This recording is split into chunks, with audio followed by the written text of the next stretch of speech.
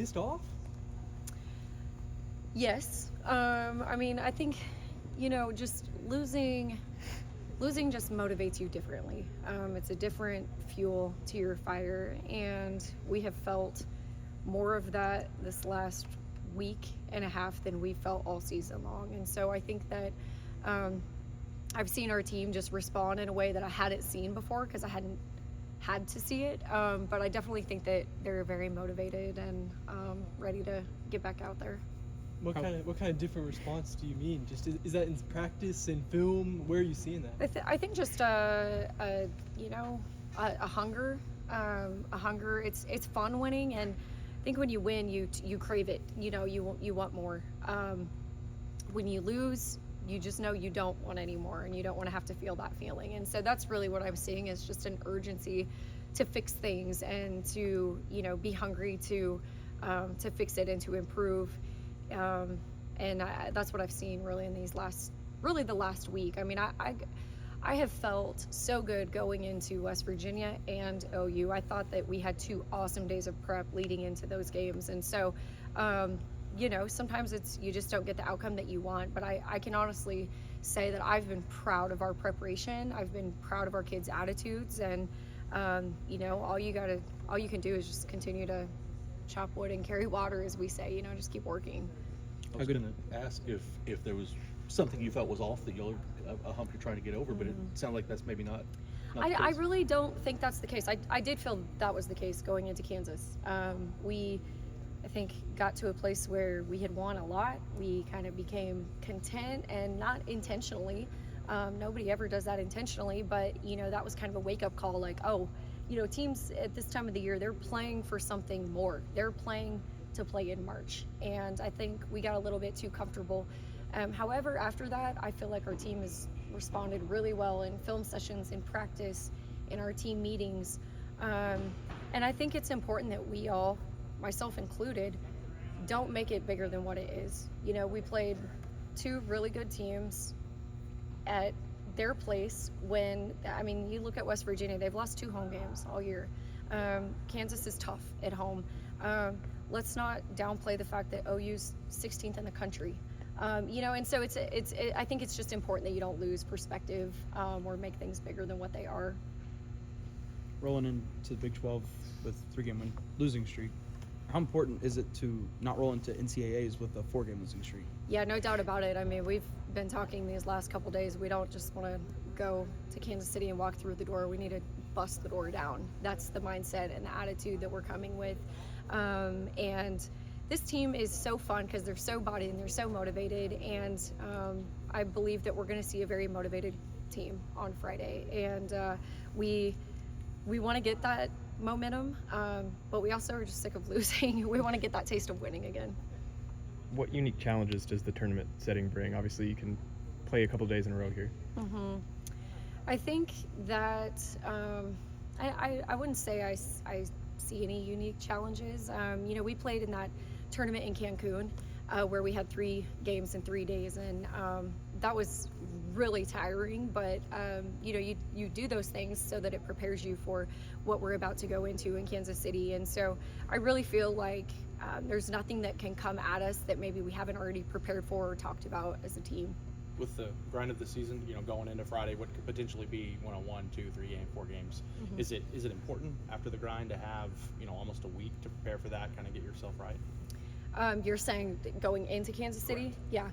Yeah, no doubt about it. I think, I was just talking to our staff about, I go back to the off week that we had. We were in a really good place and we were really playing well. And then we had our off week.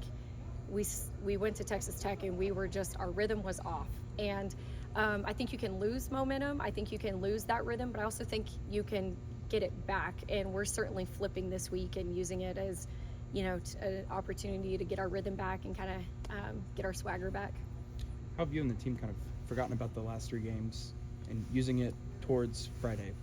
Definitely haven't forgotten. Like I said, it's fuel for us and very motivating.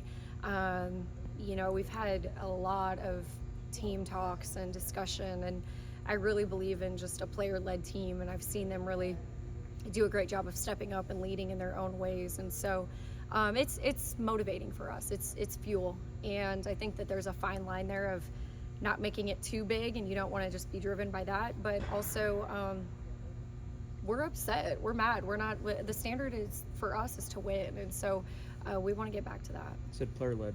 Who's been the main player these past few days? Well, I think Mimi has really kind of come alive on the floor. I thought that she was looking more like herself on Saturday than I'd seen in a while. So I feel like she's got a real urgency right now as a fifth year. Taryn Milton always, Claire always, Cass. I mean, I really just feel like it's our senior leaders right now. But they're all leading in their own way. They really are. Taylin has come so far as a leader.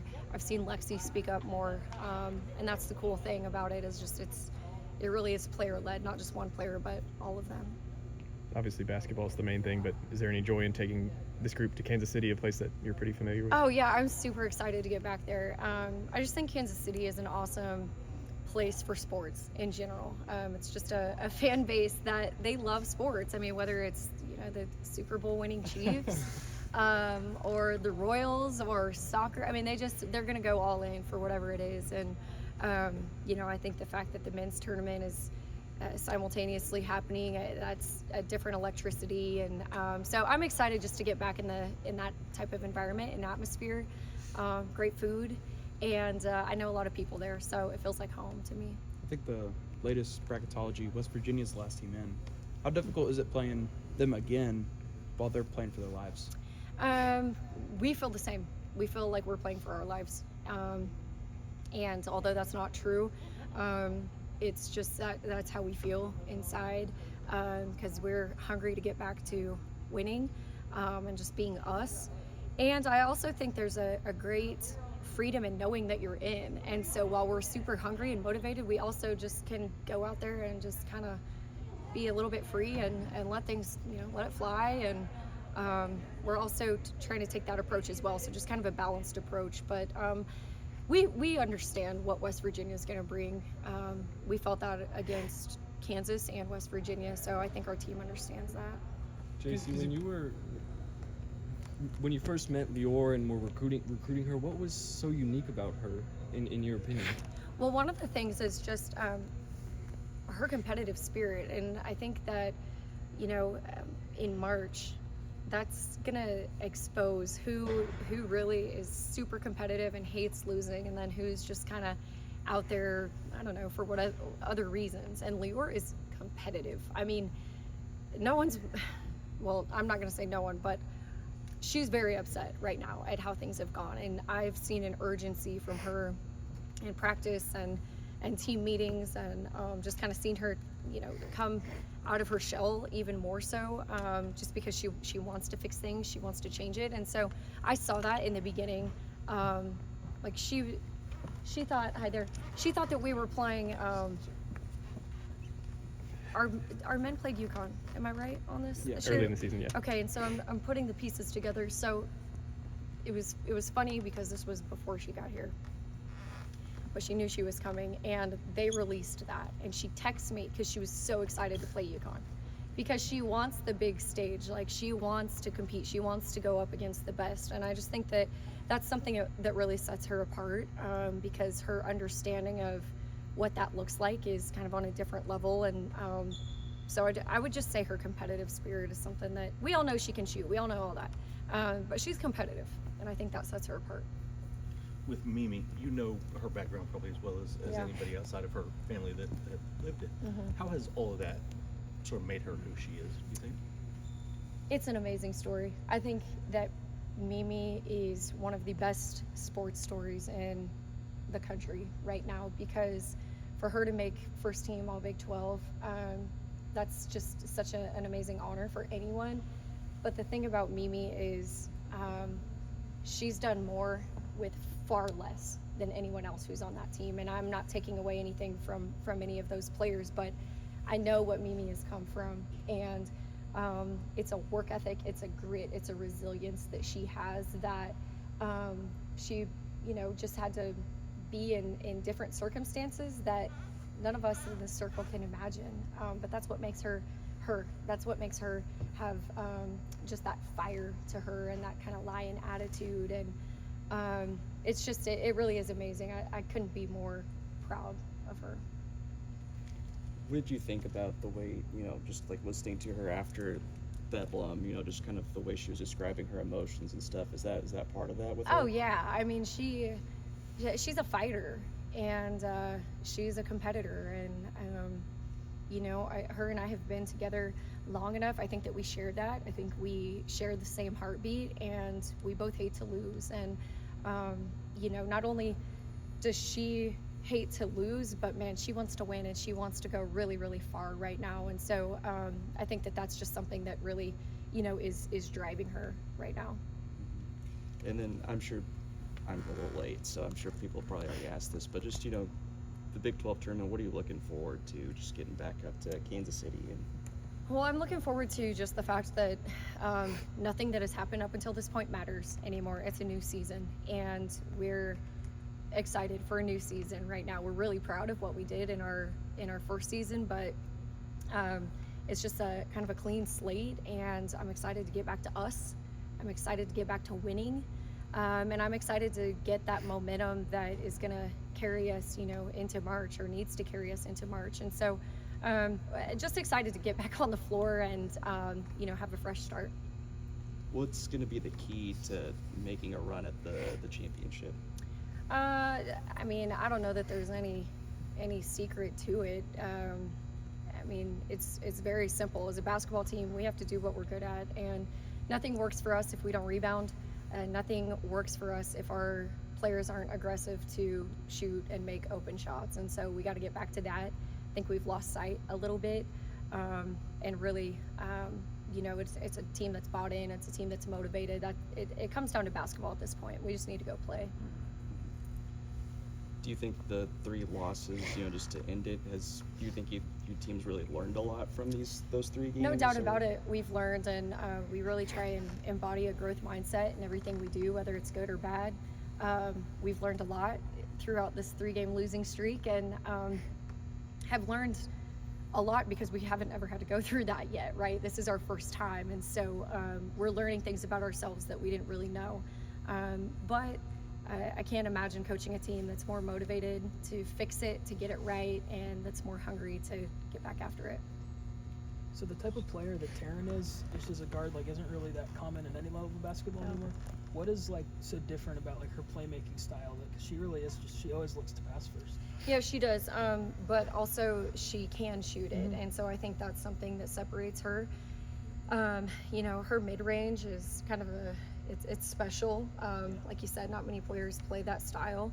And so just, she's got so many 3-point shooters around her.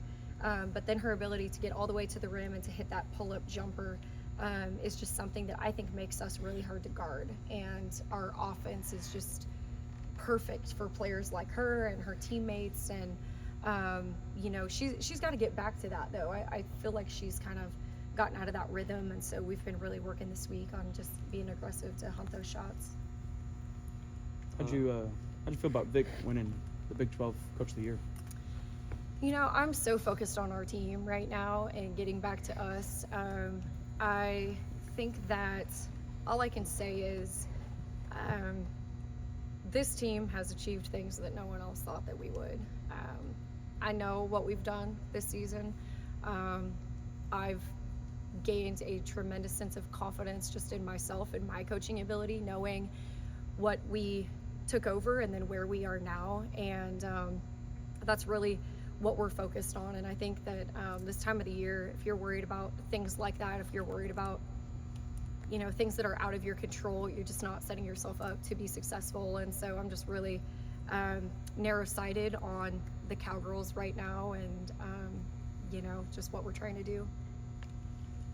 You may not have a lot of players that have a lot of experience here, but you do have a lot of players that are, experienced basketball players. Mm-hmm. I mean, how much can they draw on their past experiences in, tournament play? So one of the things I'm excited about this tournament is the fact that we have a lot of mid-major players that are used to going into their conference tournament feeling like they have to win.